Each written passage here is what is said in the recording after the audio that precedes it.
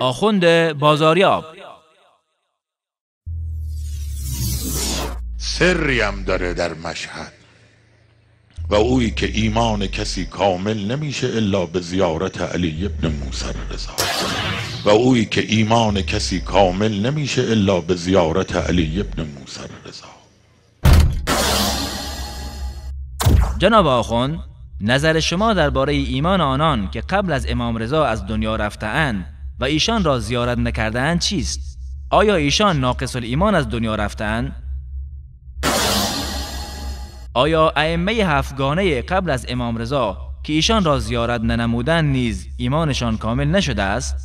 آیا شخص فقیر و یا مسکینی که در گوشه ای از دنیا توان مالی سفر به مشهد را ندارد ناقص الایمان از دنیا می رود؟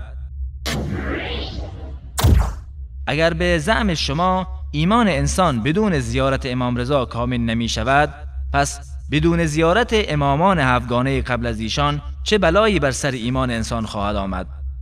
آیا اصلاً مسلمان باقی می ماند؟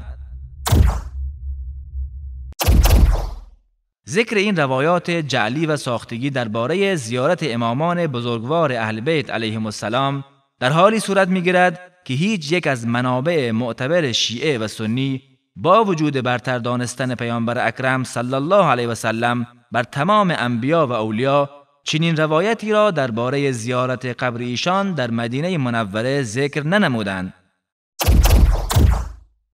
و اگر کسی با وجود توانایی مالی باز هم قبر پیامبر اکرم صلی الله علیه و آله و سلم را زیارت ننماید، هیچ نقصی در ایمان وی حاصل نمی شود. آیا هدف از بیان این باورهای دروغین و ساختگی استحمار عوام الناس و گرم نگه داشتن و رونق دادن به بازارهای آخوندی در مشهد و سایر بارگاه‌ها نیست؟ آیا توجه به این بارگاه‌ها به بهانه حب اهل بیت وسیله‌ای برای برده ساختن شیعیان و غارت و چپاول اموال و ناموس آنان به نام خمس و صیغه نیست؟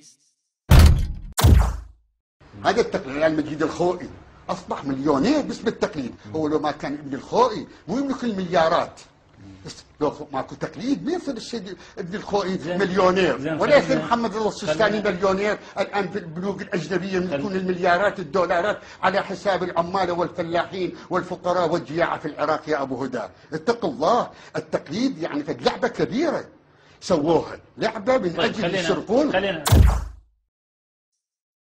قضاوت با شماست.